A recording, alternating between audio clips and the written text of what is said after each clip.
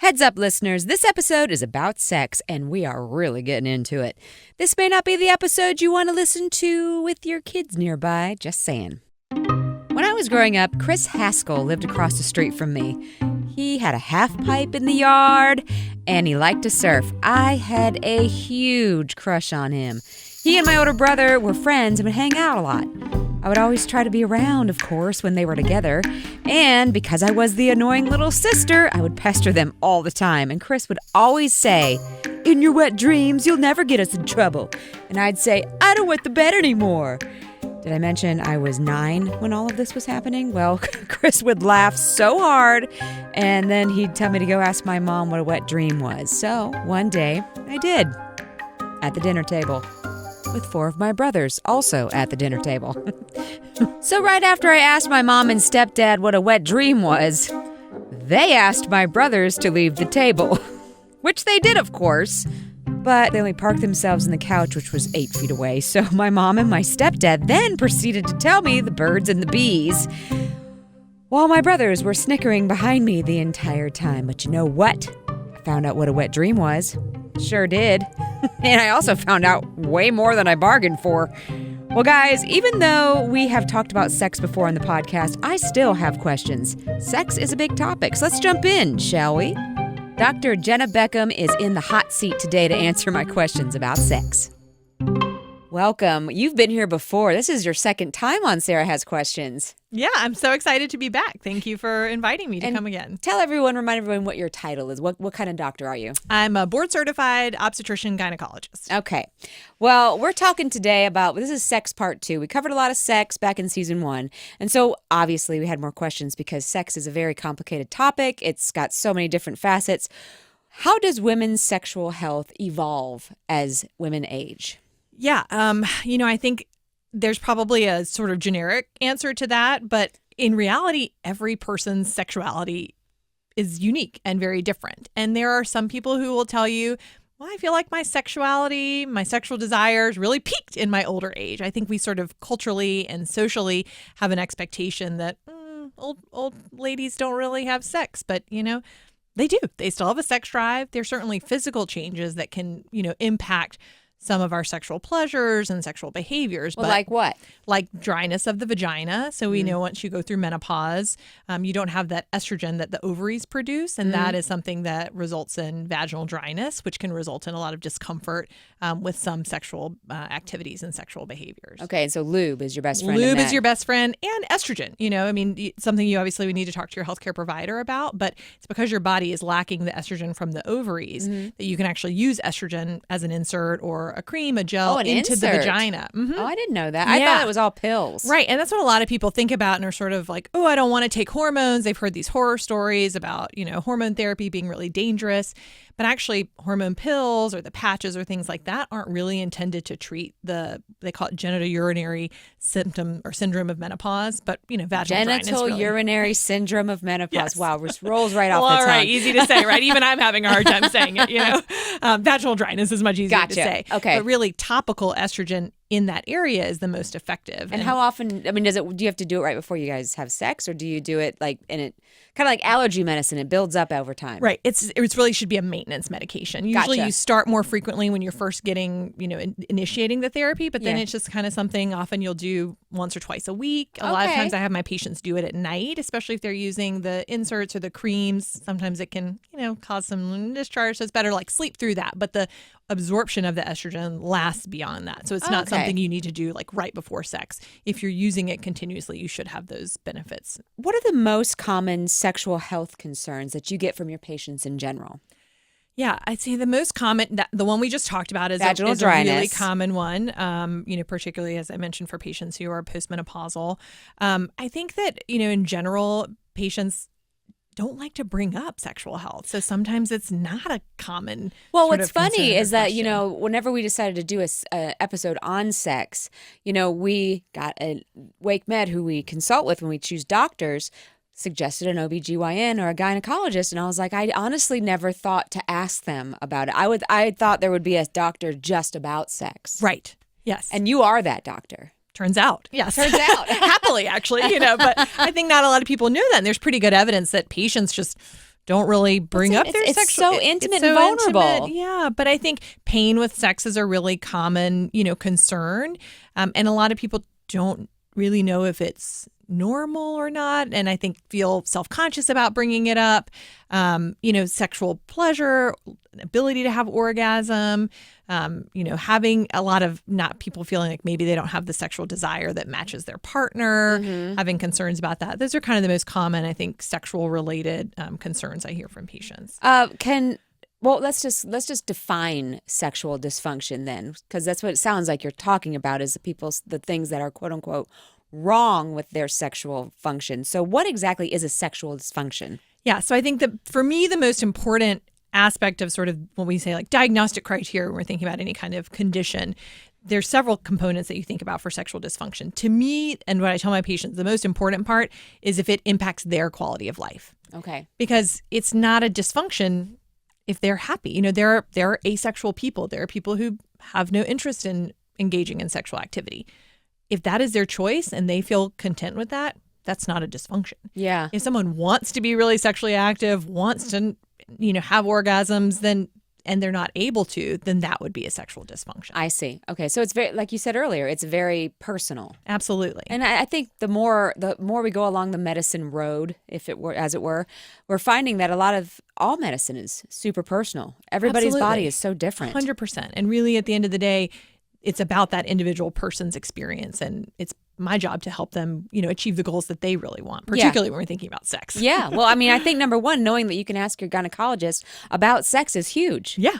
Let's talk about low desire, because I know a lot of people have low desire, and I know like with menopause you hear about it, but also like when you're premenopausal, different times of your cycle can cause low desire. Can you talk about that? Yeah, absolutely. And not to sound like a broken record, but really, again, people are different. Some people feel, certain spikes of hormones maybe make them feel more sexually stimulated, versus others. We also see it in pregnancy too, different parts of pregnancy. Some people when they're pregnant will say, I got to jump in here because I remember I'd be like, oh, you're pregnant. Have you wanting to do it? And I was like, I feel like an elephant. Get off me. Right? Again, back to that very unique experience. Yes. Some people are like, absolutely not. Yeah. Do not come near me. Some and others people are like, oh yeah. I can't stop. Yeah. Right? So it's just so different. And we do think there's some hormonal component to that, but it's so interesting that those same sort of hormone spikes impact different people differently. Exactly. Yeah. But like before so when you're ovulating, it makes sense that you're going to want to do it. Then why the next week do you want to push your partner off real hard? Yes. So get off me. After you're ovulating, that's when you have a different spike of hormones in your body. Okay. And a lot of times it's sort of if people have any of those sort of like premenstrual symptoms. Mm-hmm. So, between ovulation and having your period, that would be the time where you might be having that bloating, those cramps, right? Those things that are triggering our body saying, hey, the period's coming. Yeah. And those symptoms a lot of times make people feel like, oh, I don't feel good. Yeah. I don't like people say, I want to eat chocolate and French fries and just Which I don't even understand that because I've asked a doctor, but why? Why are we Who knows? You don't know either. I don't know either. Okay. That's good to know. Yeah. But I think that's a lot of it is sort of related to those premenstrual symptoms that people have that they're just not feeling, super comfortable. They may have discomfort, not feeling that sexually aroused. Are there people studying? Because, I mean, we've had a lot of doctors on the show at this point, and sometimes they're like, I don't know. And a lot of it is with women's health. So are they studying these individual hormones now more than they used to be? Are they going to tell me why I want Pringles and Hershey's Kisses right before? Are they studying Let's these hope things? so. I don't know about a Pringles or, Hershey's study, but I do think there is more attention being focused on women's health, reproductive health. Nationally, there's some money moving towards it. We've heard on the news. But in general, compared to a lot of other health conditions, it historically has been underfunded and it's just not, I think, as interesting to which we could probably have a whole nother episode on that. Yeah, oh my God. I'll try to stay focused on the sexual health topic. Yeah, like every episode ends up me being infuriated by the fact that women never were studied. I'm like, did you not have a mother, a wife, a daughter, or just a friend? Like, aren't you curious? Aren't you just curious? Yeah. Well, it goes back to the science of a lot of our things in medicine have these weird words related to hysteria of women, right? And our symptoms of sort of being thought to just be all in our head, which we all know now is not the truth, but we've got some catching up to do in the medical research in world. 2024. In 2024, sadly. Shocking. Yes. I'm going to shift topics real quick. What exactly happens when you orgasm physically? I mean, I know spiritually in my mind a portal opens because you got life coming through. Right? But as physically speaking, what happens? Why is it so freaking awesome? Yes, it is freaking awesome. Agreed. A variety of things. So we kind of think about, head to toe things in the brain or in the body. So there's a lot of hormone triggering being released in the brain. Like what hormones? Like oxytocin, serotonin, these are sort of like happy hormones, right? That can make you, that are part of that portal opening feeling of like, oh, there's that mental stimulation part of it. And then physically, there's some, the uterus can sort of have some contractions, which is really like, contractions, not necessarily like labor contractions. It's not really painful, but sort of that muscular sort of spasming. A lot of the words I think have even sort of negative connotations, but some of that muscular feeling, certainly in preparation for orgasm, you have clitoral enlargement, increased lubrication. Sometimes people have sort of a, increased kind of pulsatile discharge, almost like we think of like our male counterparts having a release. I think that's called squirting. Yes, there you go. I'm going to say there you go. I'm like, I don't think there's really a medical term for that. No, we all know that. That's right. Yeah. So that's what goes on. All right. Yeah. Well, and why do you think it is that women, and maybe I just don't know this, women have two ways to orgasm. You can penetrate somebody and then you can, the clitoral. Yeah. I'm failing on my words right now. So why do women have two and it seems like guys just have the one? Or am I wrong? Well, women actually have multiple ways. I think those are the kind of the most common sort of when we think about genital intercourse. There are people who can orgasm with stimulation of other parts of their body, like their breasts or their nipples. But yes, often we think about, using the vagina and the clitoris being one and the other sort of internal, which, people call it the G-spot. Which, by the way, I want to know, is that real? I mean, it's real. I don't think you couldn't like dissect a human and see it physically of like, oh, that's what that looks like. It's not a button. It's not a button.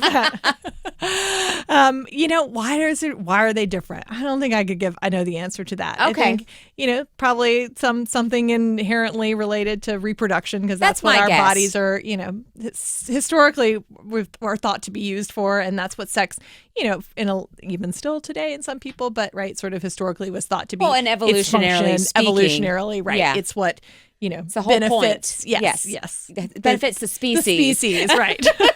Do you see the same sexual problems with lesbian and straight people? Great question. It's highly varied, but all encompassing, yes. Okay. It depends on lesbian people and other, gender diverse people, how they have sex. But, if they're using their vaginas and having some kind of penetrative intercourse, a lot of those similar concerns can exist with, discomfort, certainly after menopause, vaginal atrophy, things of that nature. Some people may engage in different types of sexual activity and so may have other, questions, concerns in that regard. Okay.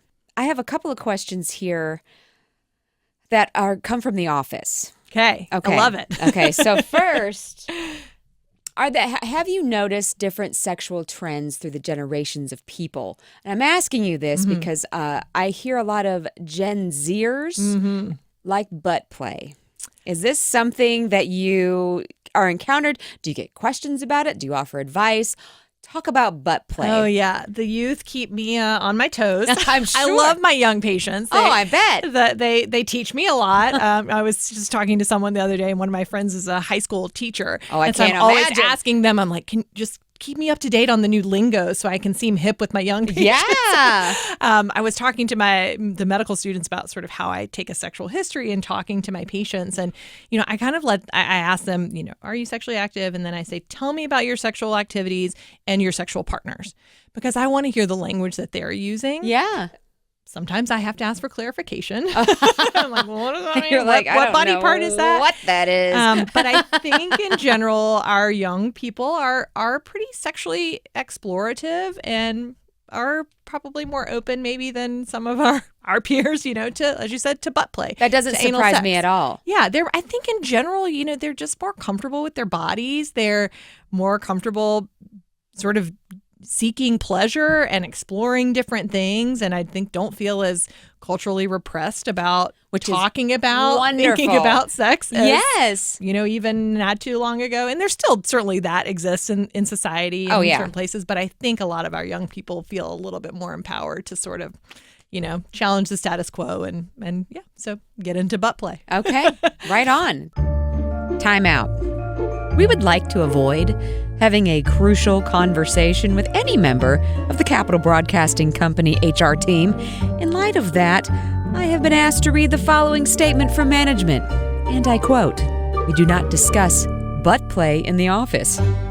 We solicited anonymous questions internally for this episode, as we do for all our episodes. Again, no butt play conversations happened in the office.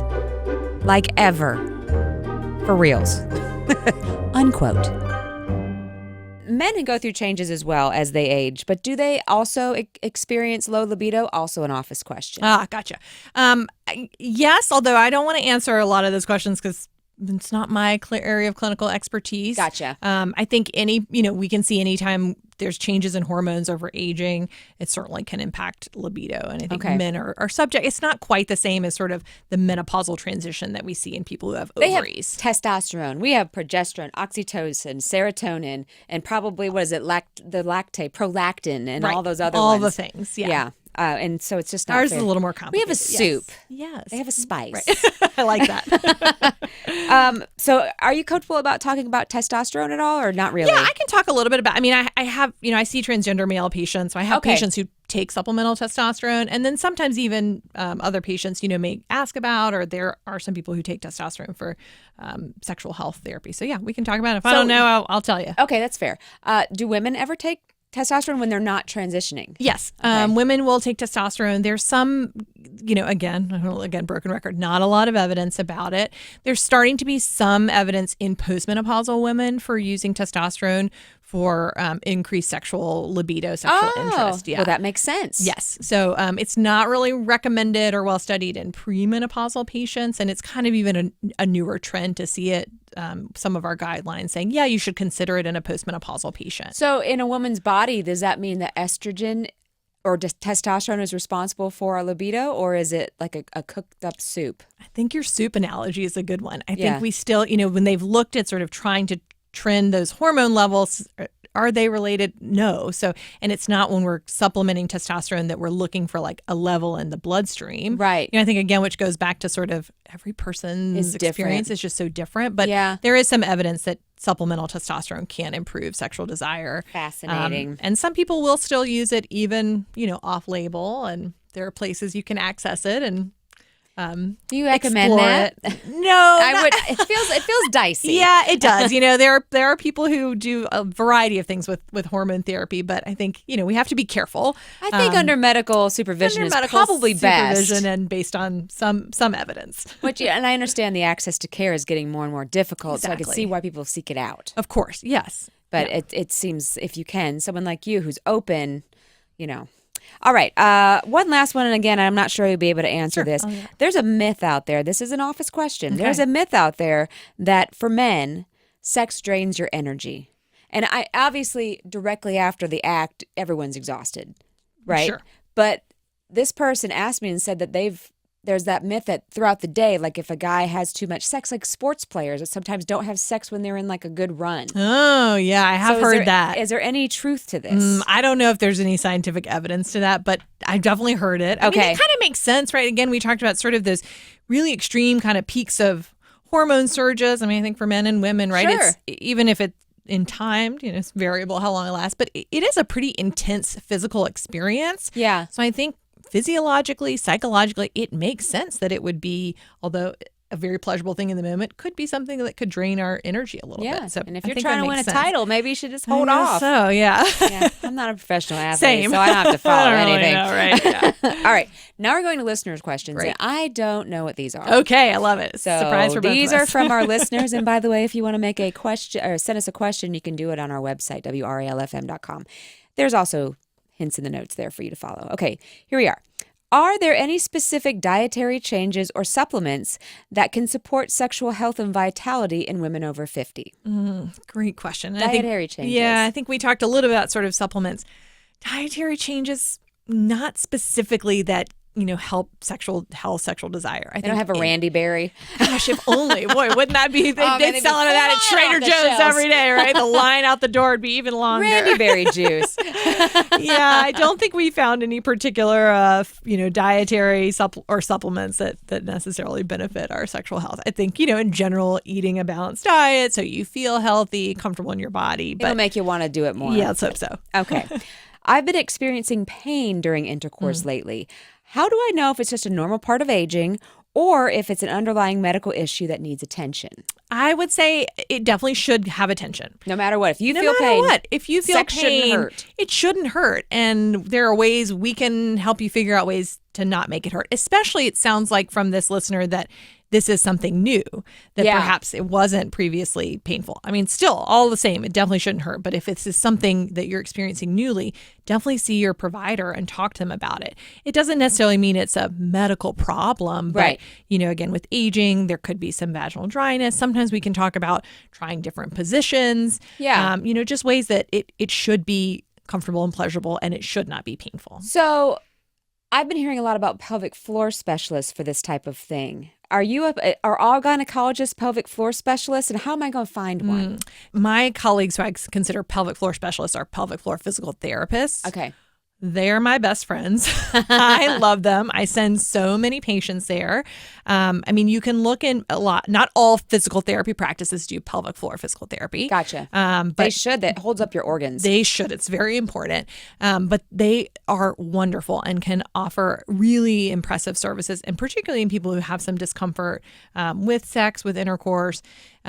They are super knowledgeable and really open to having those conversations also. That was my next question. Yeah. Can I talk sex with my pelvic floor therapist? Yes. Okay. I the ones I know, absolutely. I would hope that if their area of expertise is in the pelvic floor, that they would be open to talking about that. It's where it happens. Right? And yeah. it's very important. So yes, in general, they are very comfortable, and I've had patients speak very highly about their experiences and have really positive results. Okay. All right, here we go. The next one is, I'm over 50. A lot of older women right now. I love it. I'm over 50 with no apparent changes to my period. However, tampons are not as comfortable as they used to be. Even though I haven't been through menopause, could age and vaginal dryness be the cause of that? Or does vaginal dryness start after menopause?